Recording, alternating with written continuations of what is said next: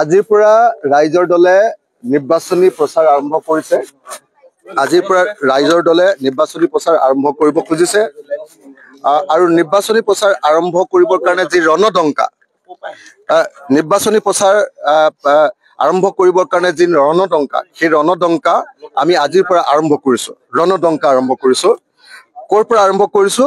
অসমীয়া জাতিৰ গৌৰৱৰ আটাইতকৈ গৌৰৱোজ্জ্বল ঐতিহ্য ৰংঘৰৰ পৰা আজি আমি ৰাইজৰ দলে নিৰ্বাচনী ৰণদংকা আৰম্ভ কৰিছো।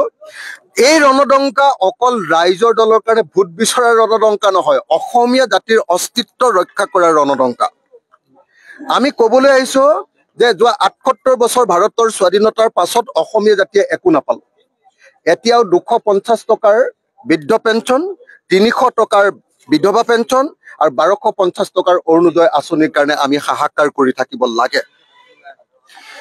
এই অৱস্থাৰ আমি পৰিৱৰ্তন বিচাৰো আৰু এই অৱস্থাৰ পৰিৱৰ্তন কৰিবৰ কাৰণে আমি ৰংঘৰৰ পৰা আজি সংকল্প ল'বলৈ আহিছো যে যদিহে সঁচাকে 2026 চনত ৰাইজৰ দলৰ চৰকাৰ হয় বা ৰাইজৰ দলৰ সহযোগত চৰকাৰ হয়, অসমত থকা বিদেশী জাতি ধৰ্ম বৰ্ণ ভাষা নিৰ্বিশেষে বিদেশী এজন এজনকৈ বিচাৰি অসমৰ পৰা প্ৰত্যেকজন বিদেশীক আমি বাহিৰ কৰি দিম। এই প্ৰতিশ্ৰুতি আৰু এই সংকল্প আমি ৰংঘৰৰ বুকুৰ পৰা ল'বলৈ আহিছো। এজন অসমীয়া হিচাপে গৰ্বিত অসমীয়া হিচাপে আৰু এজন গৰ্বিত আহোম মানুহ হিচাপে আমি এই সংকল্প ইয়াত ল'বলৈ আহিছো। 1 নম্বৰ।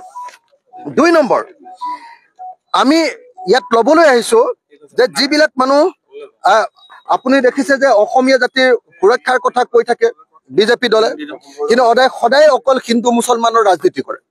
আমি এবাৰ ক'ব খুজিছো যে নহয়, অসমীয়াক যদি সঁচাকে সুৰক্ষিত কৰিব খুজিছা অসমৰ 6 জনগোষ্ঠীৰ জনজাতিকৰণ কৰি দিয়া। আমাৰ মৰাণসকল, আমাৰ মটকসকল, আমাৰ আহোমসকল, আমাৰ চুতীয়াসকল, আমাৰ কোচ ৰাজবংশীসকল, আমাৰ আদিবাসী চাহ জনগোষ্ঠীসকল, আমাৰ কলিতাসকল, আমাৰ নাথ যোগীসকল আৰু আমাৰ মদাহী জনগোষ্ঠীৰ লোকসকল, যিসকল অসমৰ খিলঞ্জীয়া মানুহ, প্ৰত্যেকটো জনগোষ্ঠীক আমি জনজাতিকৰণ কৰি দিওঁ আৰু জনজাতি ৰাজ্যৰূপে ঘোষণা কৰি দিওঁ। তেতিয়া অসমৰ ৰাজনৈতিক অধিকাৰ কেৱল আৰু কেৱল খিলঞ্জীয়াৰ হাতত থাকিব। কোনেও কাঢ়ি লৈ যাব নোৱাৰিব, কোনেও কাঢ়ি লৈ যাব নোৱাৰিব। এতিয়াৰ নিচিনাকে আহি লগে লগে অচ্যুত সিংঘাল ইয়াত মুখ্যমন্ত্ৰী বা অচ্যুত সিংঘাল ইয়াত আহি যিকোনো সময়তে আহি এজন মন্ত্ৰী হ'ব নোৱাৰিব, তাকো জলসিঞ্চন মন্ত্ৰী, এইটো হ'ব নোৱাৰিব। অসমীয়া জাতিৰ প্ৰকৃত অৰ্থত সাংবিধানিক সুৰক্ষা ৰক্ষিত হ'ব। তাৰ পাছত আমি ক'ব কৈছো যে অসম চুক্তিৰ 100% ৰূপায়ণ কৰিব লাগে, বিশেষকৈ 6 নম্বৰ দফাটো 100% ৰূপায়ণ কৰিব লাগে। 4 নম্বৰ আমি ক'ব কৈছো আটাইতকৈ ইম্পৰ্টেণ্ট কথাটো যে নাগালেণ্ডৰ মাটি যেনেকৈ সুৰক্ষিত হৈছে বাহিৰৰ মানুহে ল'ব নোৱাৰে, তেনেকৈ আমাক 371 ক ভাৰতৰ সংবিধানৰ অনুচ্ছেদ অনুসৰি অসমীয়া মানুহৰ মাটি পুৰা সুৰক্ষিত কৰি দিয়ক। আৰু অসমৰ মাটিৰ তলত থকা তেল কয়লা যিমানবিলাক আছে সেইবিলাকৰ অধিকাৰ অসমবাসীৰ কৰিবৰ কাৰণে এতিয়া ONGC বা অইল ভাৰত চৰকাৰৰ কোম্পানী বা বাহিৰৰ পৰা অহা এটা কোম্পানীয়ে লগে লগে তেল ওলোৱাৰ লগে লগে মালিক হৈ যায় নে নাই? মালিক অসমীয়া কৰিবৰ কাৰণে আমি কৈছো যে 371 ক 371A দি দিয়ক, লগে লগে আমাৰ মাটিৰ তলত থকা তেলৰ মালিক হৈ যাম অসমীয়া। গতিকে সম্পদৰ ওপৰত অধিকাৰ বিচাৰি আজি আমি ৰংঘৰত, অসমীয়া জাতিৰ আটাইতকৈ ঐতিহ্যপূৰ্ণ ৰংঘৰত আমি আজি সংকল্প ল'বলৈ আহিছো, সেৱা ল'বলৈ আহিছো, অসমীয়া জাতিৰ ওচৰত আশীৰ্বাদ ল'বলৈ আহিছো। আমাৰ পূৰ্বপুৰুষৰ ওচৰত আশীৰ্বাদ লৈ তেওঁলোকৰ ওচৰত সেৱা লৈ আমি ক'ব আহিছো যে আহক 2026 চনটো অসমীয়া জাতিৰ সুৰক্ষাৰ এটা বৰ্ষৰূপে আমি গঢ়ি তোলো। অকল খালি সত্তা, অকল খালি ক্ষমতা বদলি কৰাৰ বৰ্ষ নকৰো আমি। বিজেপিৰ পৰা কংগ্ৰেছ, কংগ্ৰেছৰ পৰা বিজেপি, বিজেপিৰ পৰা AGP, এনেকে ধৰণে অকল খালি এই ক্ষমতা লোভীবিলাকৰ কাৰণে খালি আমি গাড়ীখন দি নিদিওঁ। আহক আমি অসমীয়া জাতিৰ প্ৰকৃত অৰ্থ পৰিৱৰ্তন ৰূপান্তৰ আনো। তাৰপিছত আমি 5টা কথা ক'ব কৈছো, 5টা অসমীয়া জাতিৰ কাৰণে।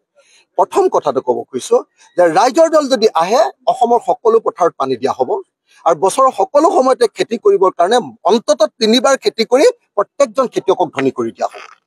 নম্বৰ 1। নম্বৰ 2 যে প্ৰত্যেকজন খেতিয়কক বস্তুৰ প্ৰকৃত যিটো বস্তু বন্ধাকবি উৎপাদন কৰিলে প্ৰকৃত দাম দিয়া হ'ব, MSP। নম্বৰ 3 আমি কৈছো যে অসমৰ প্ৰত্যেকখন গাঁৱত, অসমৰ প্ৰত্যেকখন নগৰৰ চুবুৰীয়ে বস্তিয়ে অসমৰ চাহ বাগিচাৰ লাইনে লাইনে আমি ইণ্ডাষ্ট্ৰি খুলিম, সৰু সৰু ইণ্ডাষ্ট্ৰি, ছেমি ইণ্ডাষ্ট্ৰি, MSME। সেই সৰু সৰু ইণ্ডাষ্ট্ৰি খুলি অসমৰ এজনো মানুহ যাতে বেংগলোৰত গৈ কোনো পধ্যে যাতে সিকিউৰিটি গাৰ্ড কৰিব নালাগে। আমাৰ মায়েও কাম পাব, আমাৰ খুৰীও কাম পাব, আমাৰ খুৰীদেও কাম পাব, আমাৰ পেহীদেও কাম পাব, মোৰ বাইদেও কাম পাব, মোৰ ককাইদেও কাম পাব, মোৰ দেউতাইও কাম পাব। এজনো মানুহ নিবনুৱা হৈ নাথাকে আৰু কোনেও হিমন্ত বিশ্ব শৰ্মাক 1250 টকা দিয়ে বুলি হাত তুলিব নালাগে। এনেকুৱা পৰিস্থিতি আমি কৰিব খুজিছো। এইটো হ'ল আমাৰ এটা প্ৰধান 3 নম্বৰ আমাৰ মূল দাবী, মূল আমাৰ প্ৰতিশ্ৰুতি, অসমীয়া মানুহৰ প্ৰতি প্ৰতিশ্ৰুতি। আজি আপোনালোকে চাওক, মই এই চোলাটো কিনিছো, আজিৰ দিনটোত এই চোলাটো কিনিছো অনলাইনত। মোৰ পেণ্টটো কিনিছো মই আপোনাৰ আমাজনত, আৰু চোলাটো কিনিছো ফ্লিপকাৰ্টত। পইচাটো গৈ গৈছে আমেৰিকালৈ। অসমৰ মানুহৰ হাতত অসমৰ মানুহৰ বজাৰখন নাই। আমি আমাৰ বজাৰ অম্বিকাগিৰিয়ে কিমান আগতে কৈ গৈছিলে যে পথাৰ আৰু বজাৰ যিটো জাতিৰ হাতত নাথাকিব, সেই জাতিয়ে কেতিয়াও নিজৰ ভৱিষ্যত গঢ়িব নোৱাৰে। গতিকে আমাৰ হাতলৈ বজাৰ আনিবৰ কাৰণে আমি চেষ্টা কৰিছো।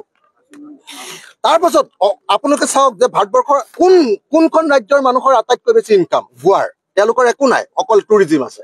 আমি অসমক টুৰিষ্ট ৰাজ্য ৰূপে কৰিব খুজিছো, আৰু আমি অসমৰ প্ৰত্যেকজন নাগৰিকক প্ৰফেচনেল। এতিয়া হিমন্ত বিশ্ব শৰ্মাই কি কৰিছে? আনৰ ওপৰত নিৰ্ভৰশীল। 1250 টকা লোৱা নাচাবা, 250 আমাৰ চৰকাৰৰ প্ৰতি কোনো পধ্যে নাচাবা। আমি হিন্দু মুছলমানৰ কাজিয়া লগাই থাকিম, সেইবিলাকত খালি হাত তালি বজাই থাকিবা।